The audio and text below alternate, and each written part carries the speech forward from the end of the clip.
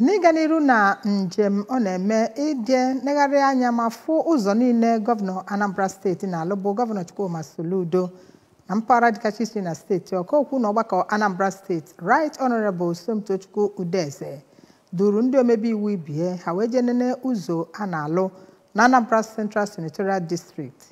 n'ebe ha nọ wee gbaa akaebe na ọlụ ụzọ na-aga nke ọma bụ nke gọvanọ na-alụ. Ha mere ka amata na nke a bụ iji ego na steeti a wee tinyekwa n'ọlụ iji weta ọlụ mmepe. Ha chọpụtara na imelime ụzọ bụ ndị alụchagoro ebe ụfọdụ ka a na-awụzi ihe ọwụwụ n'enu na-achọ ka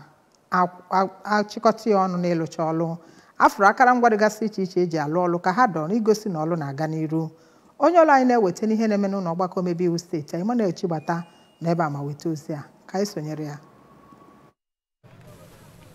Ya bụ okporo ụzọ nke ejere bụ okporo ụzọ Amansi Ebenebe Ugbene nakwa Obofe Mmiri, okporo ụzọ Amansi Ifite Ọka Aroma Government House na Okpuno, okporo ụzọ Unizik Okpuno Isuani Ọcha, tinyekwara okporo ụzọ dịgasị n'ime Ọka nakwa okporo ụzọ Ugwu Nwasike dị n'Ogidi. N'okwu ya dịka ọ na-ekwu okwu banyere okporo ụzọ Amansi wee rue Obofe Mmiri ka Okputolokpu nke omeiwu mere ka amata na ya bụ ụzọ bụ nke ọtụtụ ọchịchị gara aga rapụrụ ma kelee aka na-achị steeti a maka ịrụ ya bụ ụzọ ma kwekwe nkwa na ụlọ omeiwu ga na-enye ya nkwado ịfụ na nkwa o kwere Anambra bụ nke o mezuru.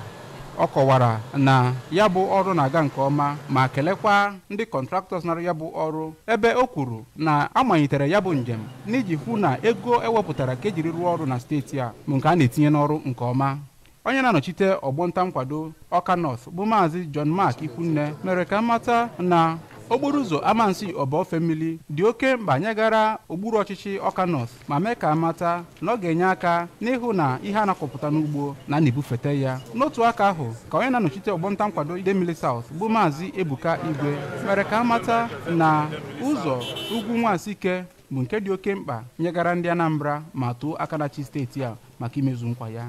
Onye na-anọchite ọgbọnta nkwado Anịọcha 2 bụ Sa Ejike Okechukwu kelere ya bụ gọvanọ maka agbambọ ya na steeti a ma mee ka amata na ụfọdụ adịghị eto ya n'ọtụtụ ọrụ ọ na-arụ ebe ọ kọwakwara na ego niile nke ewepụtara n'iji rụọ ya bụ ọrụ na etire ya n'ọrụ nke ọma. N'oge a na-agba ya ajụjụ ọnụ, otu onye kọntraktọ nke na-arụ ụzọ n'Ọka bụ Injinia Adeyinka Amusun toro aka na-achị steeti a maka inye ha ọrụ na ịtụkwasịkwa ha obi ma kọwaa na ya bụ ụzọ nke a na-arụ na nke arụsigoro ga-enye aka iji mebilaga ide mmiri nakwa afụ na ndị ụgbọala na-agasịrịrị werere na ya bụ ụzọ.